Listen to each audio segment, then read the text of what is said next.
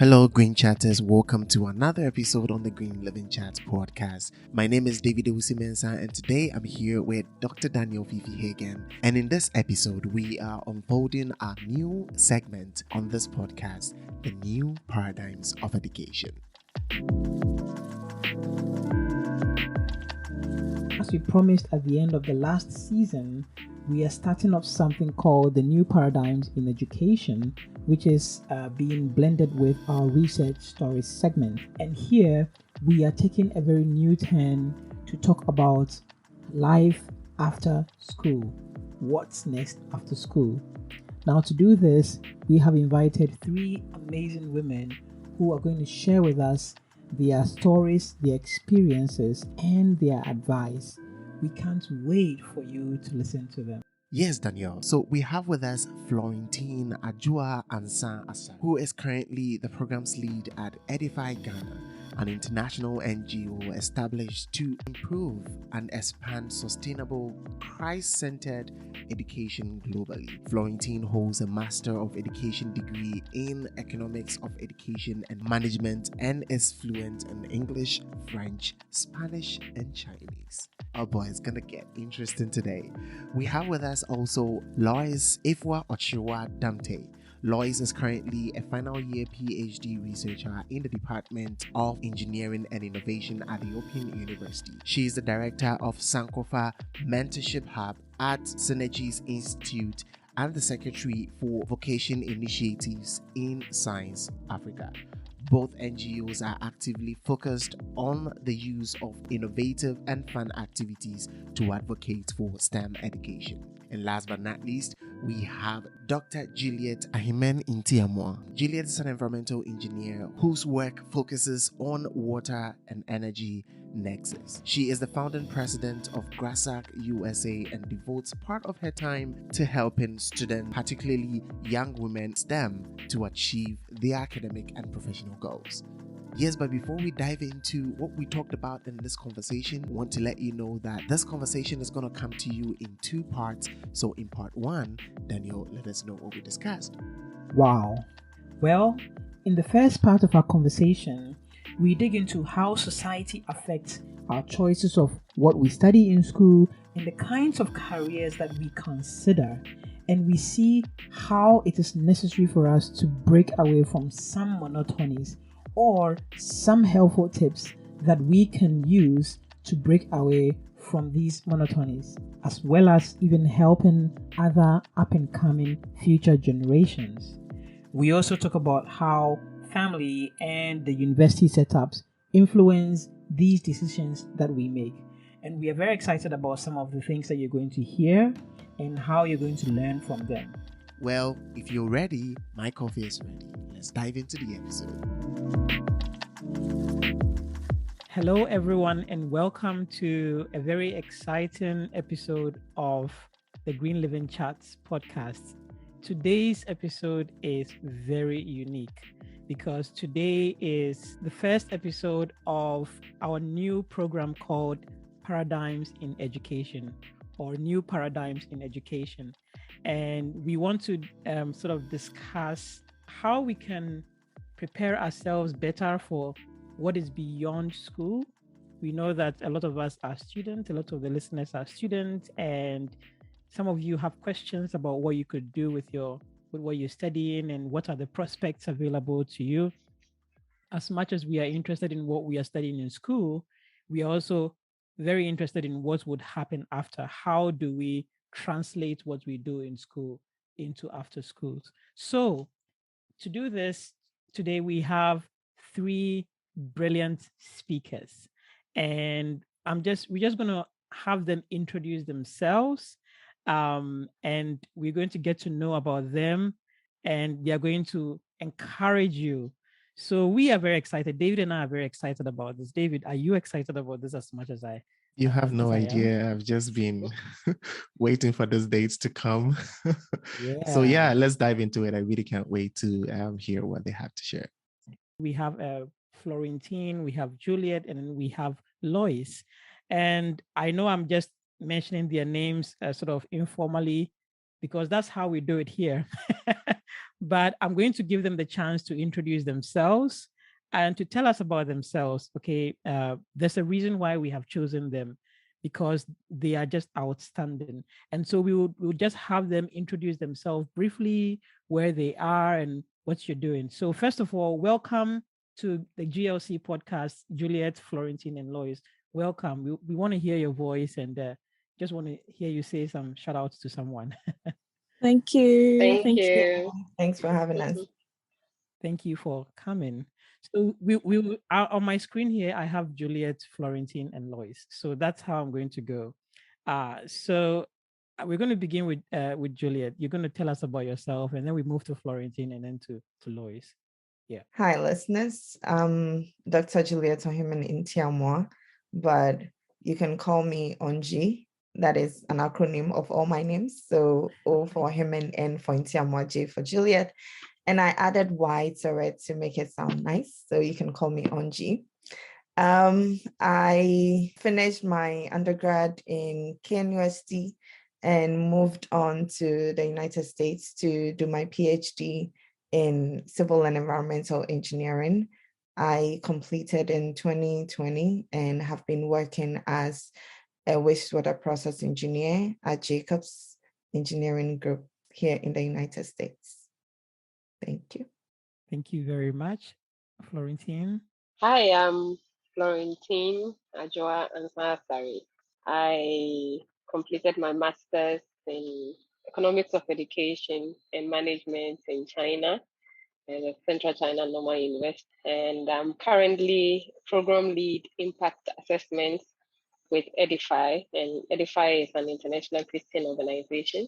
We work with low-fee Christian private schools. So currently that's what I am doing. And nice to be here to meet all of you. Thank you so much, Florentine. And then we have Lois. Hello, everyone listening. So like they said, my name is Lois. The British likes to call me Lois. So sometimes it gets right into my head, but however you know it. So I'm currently a third year PhD student studying materials engineering, focusing on a subject called nanoscale and surface engineering. And for wastewater treatment, something closely related to what Dr. Onji said. So I finished my undergraduate in the University of Ghana, Legon, moved on to do a joint master's program, which earned me an M.Ed in Aston University in Birmingham, where I studied biofuels and catalysis, then went back to do an MPhil in Ghana, University of Ghana again. And intermittently within that, I've been up and running a lot of non-governmental organizations that help in SDG 4 education. And so I'm very passionate about this topic that we are having to speak about. So I started my page somewhere in 2019, and little by little, we are moving there. Yeah. Fantastic. Wow. We are in the presence of three amazing people. So thank you so much for saying yes to us, Onji and Florentine and Lois. We are so happy to have you. David, what do you want them to tell us about themselves? We are not satisfied. We want to hear more. Yeah, so I mean, right on in the statistics of our podcast, we see that a lot of people who listen to us are the youth, right, within the age of 18 and 30, all across over 80 countries around the world. And it's very exciting that we get to see people like you who are making an impact in the world, right? But the question that people ask themselves that, how did you get there? Were you like the normal children that we knew? Did you also have parents who were like keeping you away from doing things that you wanted to do? Or what are some of the things that, took you along the way when you were growing? So we're always interested in your childhood experience. So maybe I'll start with Lois. How was it for you? What are some of the things that you can remember from your childhood? Is there something significant that actually draws you to that? Oh, I wanted to learn I wanted to do nanotechnology. I wanted to go to Open University. Is there something that really triggered that when you were growing up? And what can you tell a young girl, a young youth person in Ghana or maybe somewhere around the world? Not at all. Not at all. I never had an envisaged map on how far I was going to come. So we say all these things, and these conversations always help us to draw our minds back on how far we are coming from. Because, like I was saying, little by little, you don't get to see what you're building until you're done with the build, and you see, wow, this looks amazing. So growing up, I've always battled. I grew up with a single parent, which is my mom. And so, I mean, coming from a very honest background where your parents never had first-hand education and trying to push through and living in a community. I don't know whether anyone on our podcast, if you live in Ghana, Nima Mamobi Pig Farm is a heavily dominated non-educational community. So having to go to school every day, you get to even be the laughing stock in the community that quote and unquote, I'll speak to you every day. School. That means that every day you're going to school. People as young as that, I mean, saw us, were giving birth and stuff like that. And that was the norm. That was the normal, having to give birth at that age and be able to send somebody to go run an errand for you. So you doing something else apart from what the norm is, you tend to become a social outcast in that community. And I'll continue to say that in that community specific, because it might not apply to everybody. A lot of people might relate to that. So, I mean, I always wanted to be the best I could. And I remember many times when my daddy comes around, he's somebody with a plan, always have a plan. And it's very hard to pin me to having a plan, even as at this age. I always try to be the best I could. And I think Angie knows that. She tries to make me do certain things at that particular time. But I'm always moving with the flow as much as possible. So I always try to be the best I could in every position I find myself, to maximize my effort, because I knew that is my selling point and that's what will make me who I am. I think I've answered the question. Yeah, I mean, things are popping up. I really can't wait to hear what the others have to say, but I'm getting the vibe of community, doing the best that I can. And sort of there's a norm. That word you mentioned in there is going to bring a lot of issues in this conversation. But let's get to Juliet. How was it? Is it any different from yours? Did your community accept you? Did your parents hold your hands like, hey, go to school, take you to music classes? Did you have it that good? Is there anybody, well, I would say very few people in Ghana, will grow up in that DB kind of environment where you get to go to music school or stuff like that. Hello there, this is David from post-production. So Juliet made mention of DB, which is an abbreviation for Daddy's Boy. It's a common phrase that is used in Ghana just to refer to kids whose parents are very rich.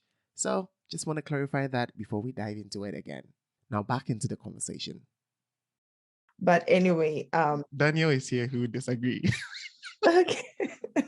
So I think my background or my formative years were not maybe so different from what Lois has described, but mine was a mix of, very interesting twists and turns. So let's say my first 5 years, I was staying with my mom and dad in our village at Sankofa.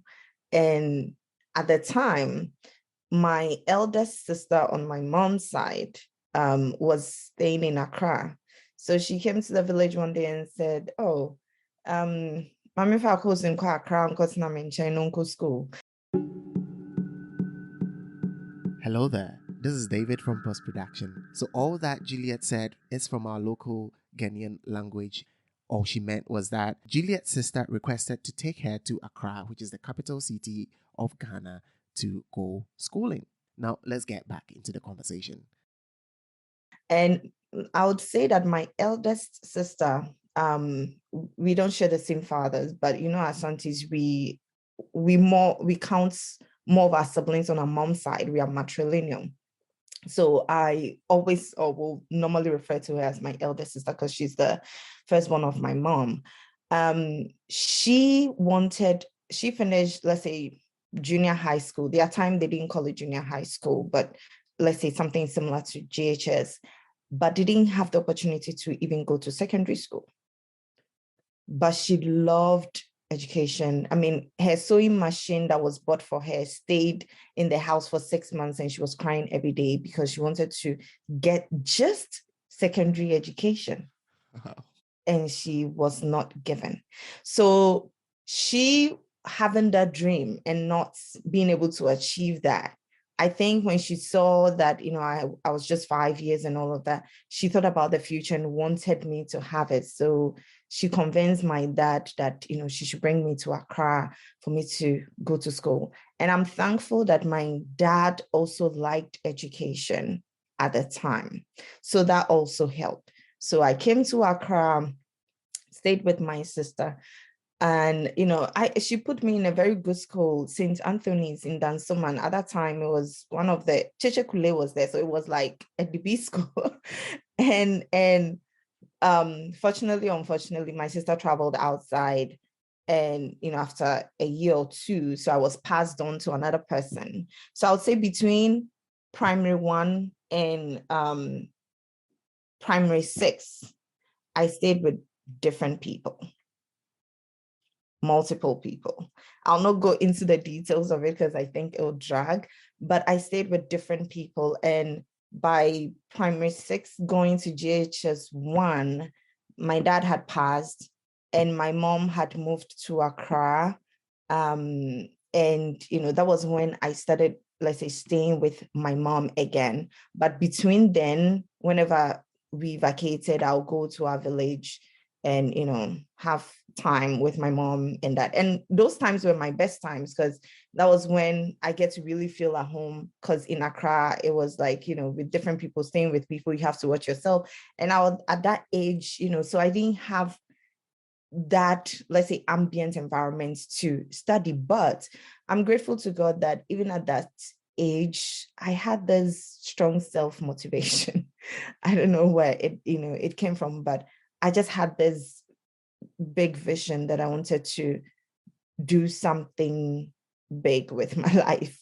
So that was how growing up was. I stayed with a bunch of people and my education was more like in my own hands. If I'm studying to be first in class, it's because I wanted it. And it's because, when I go to my village and show it to my mom or dad, they'll be happy and, stuff like that. But it was also in communities like Dakuman and, people are not so enthused about school, similar to what Lois has described already. So it was me taking my education into my own hands and saying that I'm learning hard because I want to move forward. But I didn't know exactly what I wanted to do, but I just knew that I wanted to be better than where I found myself. Yeah.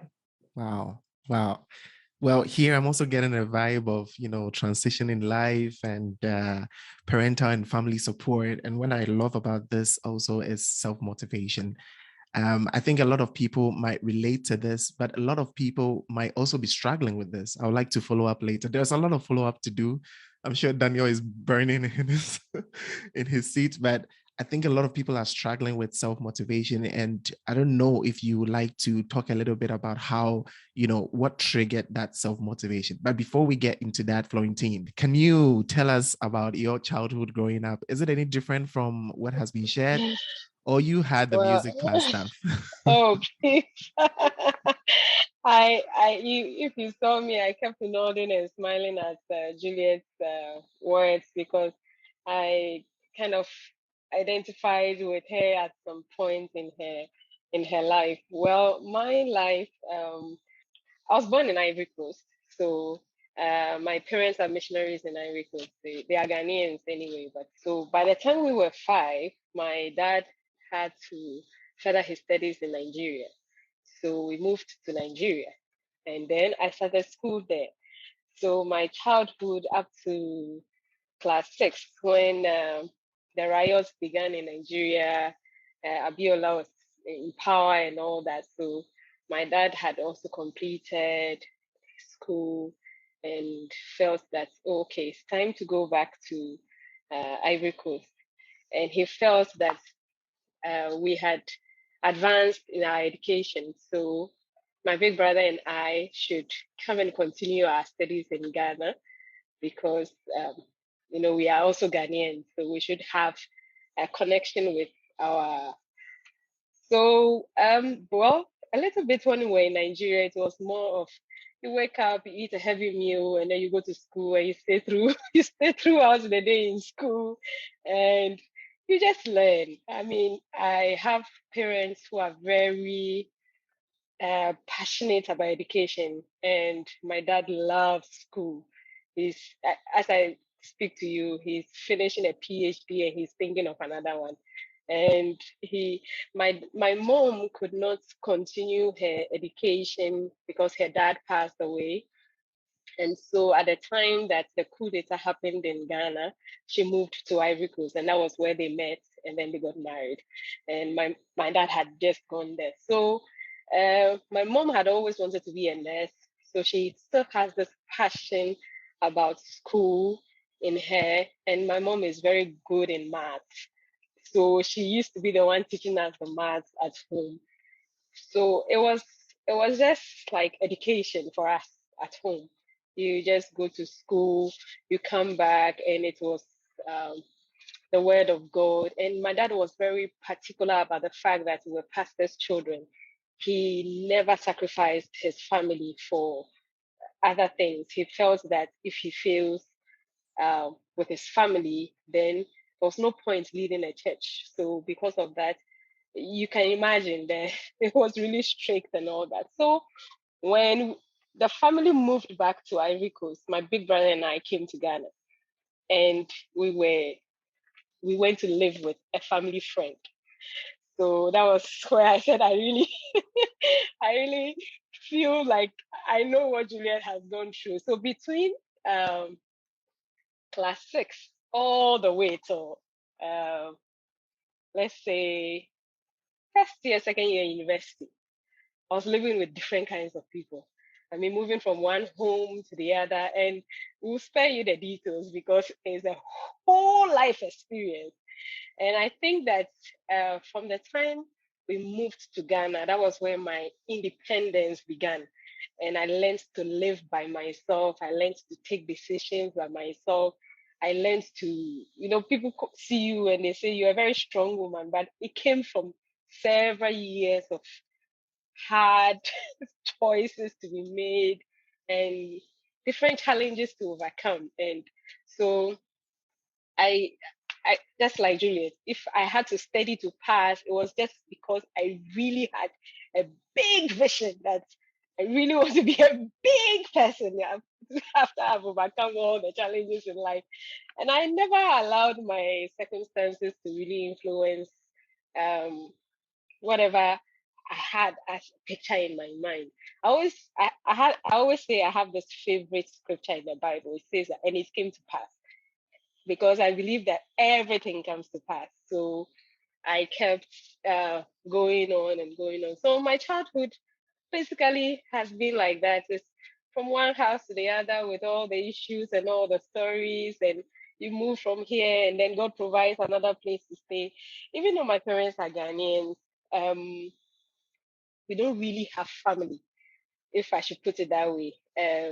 My father's side, there were two, and his younger brother passed very early in life, so he's basically alone. My mother's side, she has sisters, but because of some issues, family is detached, so we don't really have family. So it's been family, friends, my parents' acquaintances, living from people you call aunties and uncles, and moving from here and there. Sometimes the treatments are good, sometimes they are not really good, and all these things I always saw it as a learning point, and I felt that it was not the end of the road. I always saw it as something that was really contributing to making you who you really have to be. So, yeah, I think I'll end here because if I have to say everything, I'm not sure I'll leave here. Wow. Yeah. Daniel, are you picking up anything? There's so many powerful stories we are hearing. So many Wow. powerful. There's this statement that Lois made, which is connecting the dots, and I'm just thinking about that because this is going to get into the next thing we're going to think about. I remember that when I when I came to China, my first year was language, and getting to the end of it, you did a Chinese language for 1 year, and then the first year, and then next year you're going to study your course, and anyone who has gone through that knows that it's not realistic, right?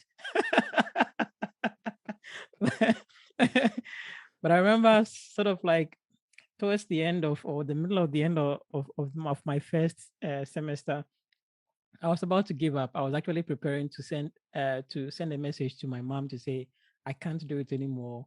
I'm coming home. And because it was just crazy difficult, I at least I was doing well in Ghana when I was in tech, but then I had come here and I was just struggling. And then I remember I watched a video. It was 2 speeches, one by Bill Gates and one by Steve Jobs, and they were actually telling the same thing, reflecting back on their lives and saying, I didn't know this and that I did would later on, feed back into my life in this way. And so at that moment, I said, something, maybe these experiences are just going to make me better.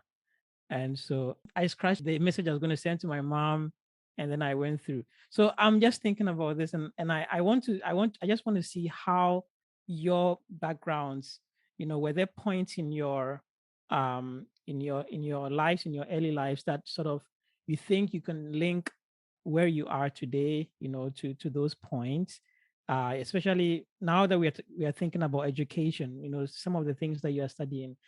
Uh, Lois said she's doing what, surface something technology. I'm so sorry. I got lost in that. Don't worry. Don't worry. Sometimes I get lost myself, so don't worry. Nanoscale and surface engineering. So it's surface engineering at nanoscale. Yeah. Wow. Wow. When she said that, I was thinking of surface tension, like mosquitoes. But anyway, I'm just thinking, some of why did you, or sort of what led to you coming to study these things? This is where we want to look at what led to you coming to study these things. And please feel free to throw in your challenges. More especially, I like to talk about dreams that died sometimes, because this is, I know I have my own. There were some dreams that died, and some were resurrected. And so we want to hear from you, through your experiences. How do you connect the dots now when you look back? And what are some of the dreams that died? And what are some of the dreams that, surprised you? Yeah. So Lois. Okay, let me hop in. So if you're sampling a number of 10 people, 8 people will know me because I love to dance. In University of Ghana, we used to go for street dancing and to hype a product or a brand, but most especially, it was for Christian events. So one of the strong reformations of choreography, dancing and whatnot in Presbyterian Union back in Legon began from probably our time, because people didn't understand the ministry of dance, quote unquote, of arts, or how arts is a powerful tool to tell a story. That you can be saying one thing, but an art performance can summarize everything, and a message can be taken across. So, like I said, 8 people, if you take 10 people, 8 people will know me for dancing. And I used to love it so much. It was an expression of joy and peace. And so in every effect, every engineer you would meet on campus should be having probably a T-square and a drawing board for engineering drawing. Back then, this is years, and this is the same engineer who loves to dance. So anybody that sort of, if you say, oh, Lois is probably, she's good in what she does, in class, people wonder, wait, is it the girl that dances? You mean she's an engineer? People couldn't tell you the fact that you can have one talent and that can lead to the other. And this is the same person back in church. I used to do all the quizzes, on national level and zonal level. So the argument is that there should be somebody who is nerdy and walking in one path. But there were so many things that made me who I am, because everybody has a different story to tell our Lois. And it was interesting. It wasn't the norm to hear that she's just engineering. Then what? So you see, what I'm trying to say is that I was regretting all those things back then because my parent didn't like it. My mom didn't feel like, and you come home early from rehearsal and blah, blah, blah. But until that started forming a story about what the daughter is, she started leaving me to do the things that I do. And so the underlying fact was the fact that anything I set my mind to do, I wanted to be best at it. So right now, there is a whole new big topic about science communication and how it should be communicated to the low public. Back then, who could have spoken about science communication? Or we know what we do among ourselves as academics. But now funding is moving towards having that narrative to be able to tell other people, the investors, what is their cycle analysis, what's the sustainability of what you're doing. And a whole new different attitude is adding up to you. What am I saying? What I'm saying is that there were things that I was doing back then that I didn't really know that it will form part of the narrative that I do. And people testify. So in whatever you're doing, get to do it. Now, my parents wanted me to do medicine, and that's the generic conversation. I know everybody on this panel would have that at some point that your parents... The monotony of Ghana. Anyone that did science some way, somehow, you have to do medicine. Like our parents had that, you have to be a doctor and stuff like that. And I remember my daddy wanted me to be a pediatrician, specifically a child's doctor. And I wasn't good in biology. I was good in physics and chemistry. And I remember choosing medicine to go to the university. And the night before that, and this, I had to tell them years after I did that, I changed my application because we were on the computerized system. So we had control. I changed and brought materials engineering on top because I had read that probably at nano level, you can fine tune a material. And that's where the world is going to be after 10 years.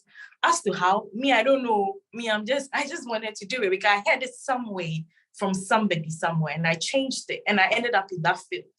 And everybody was disappointed because to my parents, it was my fourth choice. How is a high-performing student having a fourth choice in education? What they didn't know was that I changed it. So this is me here, having confessed, and my mom was like, you gave me hypertension back then. Oh, you're going to be fine. You will be fine.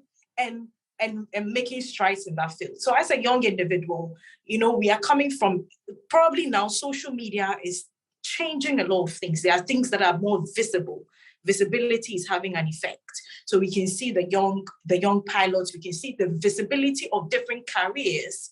But back when we were growing, we didn't have that narrative. So some of our parents who are watching TVs are in the know-how of the outcome of these things. But so you have the advantage to yourself on this visibility and how you could maneuver your way as a young person in getting your career. If I talk plenty, I'll lose track of my thoughts. Let me pass it to I'll just interrupt quickly because what Lois said is so important. It's one of the heartbreaking things in Ghana. We don't give the young people the chance to explore other options. And I'm sure that Esther might talk about what is happening in Rwanda as well. It's probably similar. And Florentine might know that this is probably happening in Cote d'Ivoire as well, or in Nigeria. I think especially in Nigeria. But this is so important. So thank you for emphasizing that. And I'm sure that Juliet and Dr. Onji and Florentine are also going to sort of hit on that as well, because I think it's killing a lot of dreams in Ghana. And I have a lot of respect for Lois for making that bold step to change it. It's that is remarkable. I mean, I don't think there is anyone who would have done that. But kudos, really kudos. Dr. Onji, please tell us your story. Okay, so I'll just add a little story to what Lois said and how she has to be grateful that, there were no powers that be that would have still changed it back to medicine. So a friend told me a story of his friend who really wanted petroleum engineering, and his parents, I think his dad was former dean of pharmacy or something like that. They wanted him to do, was it either pharmacy? Yeah, I think they wanted him to do pharmacy, and he had no interest in pharmacy. So when he brought the forms and he wanted to fill it, the dad said, yeah, you should choose pharmacy and all of that. Guess what? I think the day before submission or something, he went to get another forms and filled it and chose petroleum engineering. And when the admissions came, he had pharmacy. He didn't choose pharmacy in any of it, but when the admissions came, he had pharmacy. What a shock. So his dad had made him know that, he had worked it. Oh my goodness. But anyway, that's just the extent to which, some parents want to force some programs on you. And I think sometimes they are doing it from a place of good intent. They feel that, they know better, and, pharmacy, or especially the medical sciences, areas that you can easily get a job. I think they think more about job security, for example, when they think around those things. But it's important that we are in tune with what we like, are in tune with our interests, are in tune with even our strengths and weaknesses. So like Lois said, she didn't like biology. So if I don't like biology and you're forcing me into medical science, you're setting me up for failure. Okay, no matter how lucrative or no matter the job security in that field, my makeup is not best suited for that. And so I can't churn out the same results that, let's say, others who have interest in biology would. So that is the danger there, that we need to communicate with our parents on that. For me, it was interesting. So I think after the phase of everybody wanting to do medicine because you're doing science, and because you're a very good student. So if you're doing science and you're a very good student, you should do medicine. I think when I went to secondary school, whilst in secondary school, I don't know what happened, but that whole idea of medicine just, I don't know what happened, but it just, went out of my head. And I became seriously curious about what's out there. I think the challenge is a lot of people, including our parents and even some of the young people today, don't know what else is out there. Our parents know, if your parents are not educated, they know a doctor because they've been sick and they've, gone to a doctor before. So they know that, oh, you can become a doctor, and they see that it's prestigious. And so they can think of that. But your parents have not heard of anything like a materials engineer before. They don't know what they do. They don't know what's industry, they can work with and all of that. So their mind will not even go there. And when you try to tell them about that, it'll sound like, something very abstract. So I think people are not exposed enough. It's important that, like Lois mentioned, visibility. Some of us who have gone through these non-traditional career paths share our stories on platforms like this, on our social media handles and all of that. So for me, I became curious to know what else is out there. And I started asking people questions. I didn't have the people in my family to ask them those questions because they are not educated. But, I fell on friends and their families, friends from educated families. I had a friend whose sister was at KNUST at the time doing environmental science. And this was a close friend. So I'll go to her house, I'll ask her sister a lot of questions. What's environmental science about? What are some of the job prospects? When I finished secondary school, I went to do some computer skills training, and I met a guy there who was at Tech and was a petroleum engineering student. I was like, petroleum engineering. so you can work in oil industry. Okay, I think I want to work in that. But apart from that, what else is that out there? I want to be rich. and I asked the guy was like, oh, there is this program called actuarial science in KNUST. You when you come out as an actuary, there are very few actuaries in Ghana. I was like, wow, actuarial science. I went home, my church, everywhere was disturbing everybody with actuarial science, actuarial science. So that was how it was forming for me. I was asking people questions. Even when I go to the hospital, there was a time I even went to the hospital, and I think the sonographer who was doing a scan and all of that, I was asking her, what do your friends do? What did you do to be here doing this? Like, what kind of medical science is that? That was the extent to which I was curious.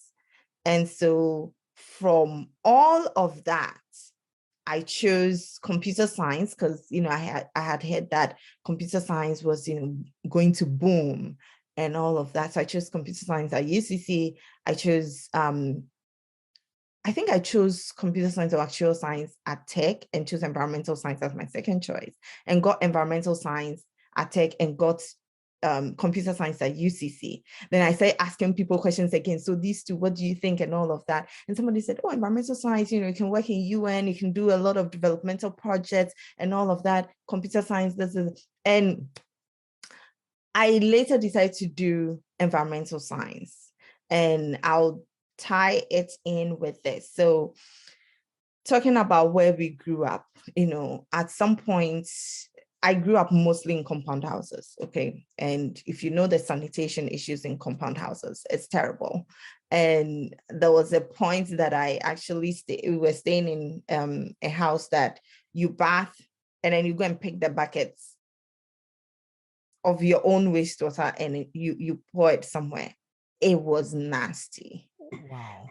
It was nasty. And sometimes if you don't check the bucket, if you don't check that the bucket is empty and you go and bath, and let's say some unscrupulous tenant bath and left it there, and you go and bath and it overflows and you have to pick it after bathing. Dear Lord, that was nasty. So I think those experiences, also made me see the relevance of environmental sustainability, or even wastewater treatment, which is what I do now. So all our experiences that we've experienced so far are not, and even now, is not really for now, it's for the future. So some of the things we went through, those experiences were not for then, they were for now. And whatever we are experiencing now is not for today, it's for the future. So I think that is how everything has tied in for me. Curiosity, asking people a bunch of questions, and trying to also link it to my surroundings. And that is where I am now. Wow. Wow. What a beautiful story. Wow. This is when we don't want it to end. Florentine, we want to hear from you too. Well, when you have these powerful women speaking before you, sometimes it's really it's really hard to share your story, but I really love your story. For me, I would say that Julius said something that whatever experiences we have then, it's not for then, but it is for now. Like whatever we had has influenced who we are today. I would say that, moving from Ivory Coast at a very tender age to Nigeria, I learned to speak Yoruba within a month. So within a month, my parents realized that I could speak Yoruba very fluently, and in no time I could speak Igbo, and in no time I could speak Hausa. Don't ask me to speak it now, because right now, What's happening here? right now, I haven't had people to speak it with for a long time, so the language has vanished.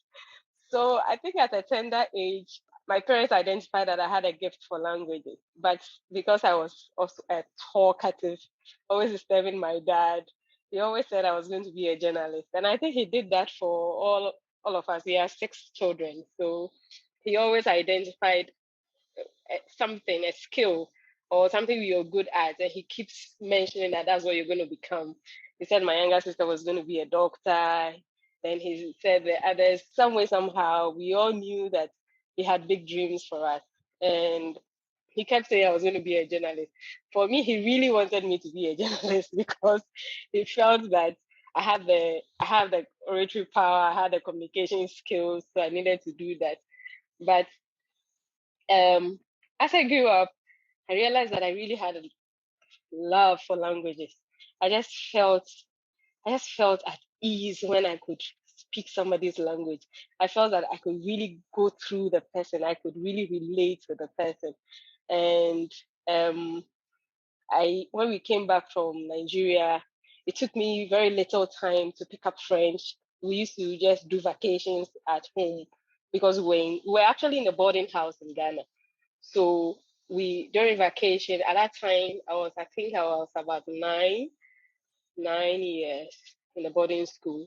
So just when my dad knows that, oh, tomorrow is vacation, he would set off from Ivory Coast, and then he'll come and pick us up from school, and then we'll go back. So we spent about 1 month. After a month, I could speak French very fluently, and so that's influenced the rest of my life. So language came to me very naturally. So I felt that I wanted to do language education, and I realized that I loved to teach people.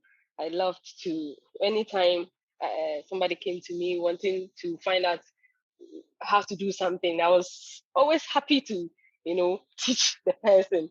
and and I was like a spokesperson in the house. When my younger siblings could not go to my dad, they came through me. So I was always the one with a bad face. So anytime my dad wanted to get to me, he says, that's why I say you should do journalism, you do communications. So do communication. He was pushing me that when I go to the university, I should do communication. So when I was taking my forms for Legon, I chose English, French, Spanish, and theater arts. Those are the things I chose. I didn't choose anything near communication. So you should do communication. Wow. I said, no, I just want these areas, these language areas. So I did that in Legon, did French, Spanish, and I finished with Spanish and then theater arts. And the interesting thing is that I loved Spanish because I just felt that thing in that language because it sounded so great. And then I loved the fact that I could speak another language. So, and then I realized that I was really good at it. And my supervisor felt, oh, you should be a TA. And interestingly, I didn't get to do a year abroad. To be a TA, you have to do a year abroad. But I didn't do a year abroad, but I was still taken to be a TA. So, Hello there, this is David from Post Production.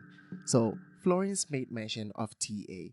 TA is an abbreviation for teaching assistant, a common position for very brilliant and hardworking students in the university after they have finished their graduate program. Now let's go back into the conversation. then I stayed on as a TA. And those who did a year abroad came to meet me there. And I was a TA of TA. It was really a very nice experience. They had the Spanish experience. I had the Ghana Spanish experience. Then I enrolled for a master's in Spanish because I realized that my interest in that area was really deep. After my first year, I was writing my paper for my dissertation to submit it. Then I came to the department one day and I was told that the head of department has been looking for you. Where are you? I said, oh, why? What's going on? I went to say, oh, there's a scholarship for China and you have been nominated for it.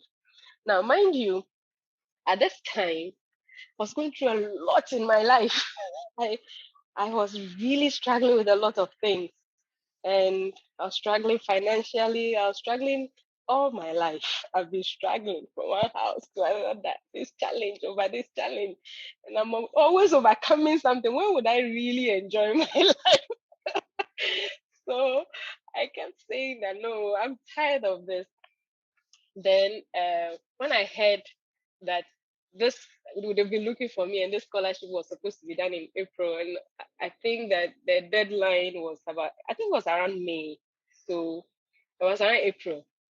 So I had about 8 hours to decide whether I wanted to go or not. So all I did was I took my phone, I called my dad, and I told my dad that I've gotten a scholarship to China, and I'm taking it. And he said, China? How are you going to speak their language when you get there? So if you want to go, let's go. So I think at that point, my dad realized that I could do anything. So I just took the challenge and then came to China. And like David said, within the first year, you have to learn the language. The first day in China was really an experience. So, but within 3 to 6 months, I realized I could speak very fluent Chinese, just like that. And so I made sure that I didn't lose my Spanish, I didn't lose my French. Now I've added Chinese to it. So I've always felt that this desire to reach out to people, trying to connect with people. And I felt that language was one of the things to use to connect with people. So when I remember how my dad used to say that because of the way I talk and because of the way I should do journalism, and I look at the way my childhood experiences makes me feel that I always have to reach out to people to make them feel more comfortable. And one of the ways to do that was actually to speak their own language. I think it gave me that hunger. And in addition to that, God also gave me the gift to be able to pick up the languages very fast. So I ended up in China, and like Daniel did, after first year, I jumped into my master's degree, and it was crazy. It was like I didn't learn any Chinese at all. So that has gotten me this far.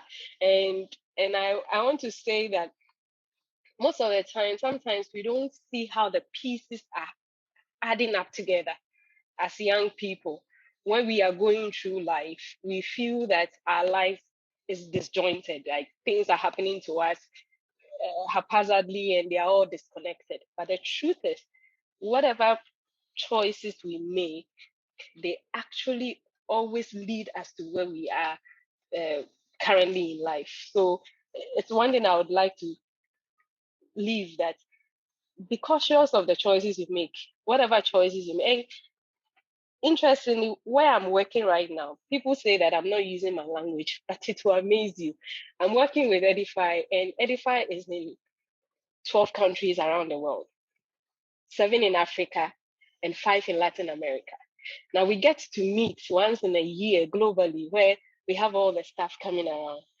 And it will amaze you that people always refer to the fact that I speak these languages, and they speak these languages with me because they know that I speak this language. And because of these languages, I get to really bond with a lot of people, especially those from Latin America. So it really matters the kind of choices we make in life.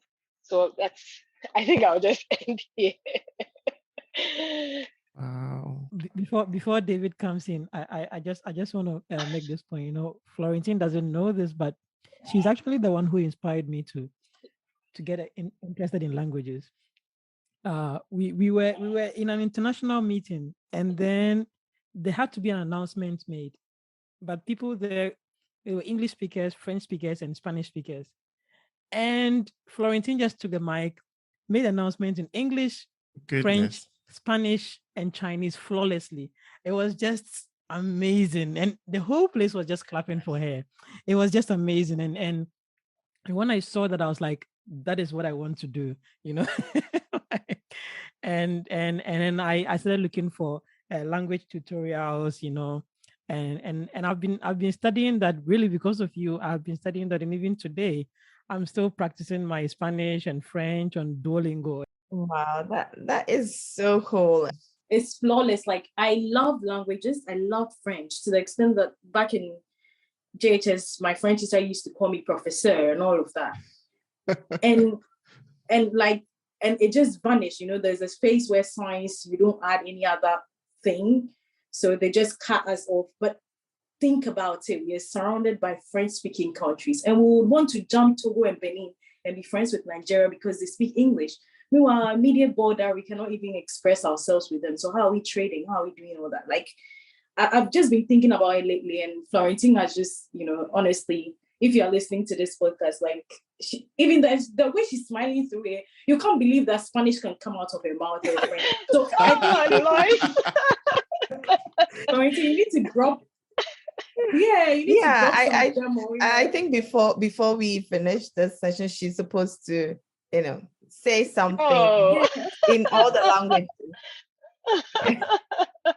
No, but I'm surprised you people are rather admiring, what the language is. But David, we will let I her. actually We will let her adore introduce women who have the brains podcast. like you do. I mean, in the engineering and in the sciences, it's amazing. Something I couldn't do. I had to pray, fast and pray to pass my science.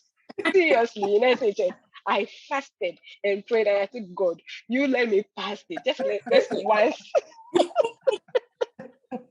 So I can't also do what you're doing. I mean, I'm terrible with languages. So I worked with a French company for my national service technique, and we were supposed to learn French. We had somebody from Alliance Française come in, and oh God, it was, entering and going at the same rate.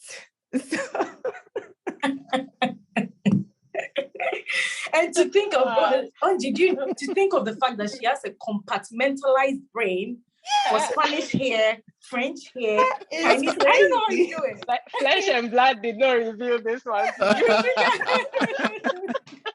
Preach. Wow, this is.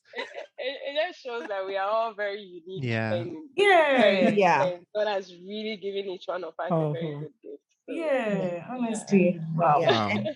And I'm glad that, listeners who are in humanities or who are not in sciences get to see the importance of, languages, or even in broader extent, any area you find yourself, it is relevant. We don't all get up and go to the hospital in a day. Some go to hospitals, some go to catering or go to restaurants, some go to fuel stations, some go to, there's so many activities we do in a day as human beings. And that should tell us that there are so many professionals, different professionals needed for each day to run smooth. And so we all don't need to go to the sciences. We all don't need to become engineers. We all just need to flourish in that skill that we have. I love this. Thank you so much. Now, hold that thought right there.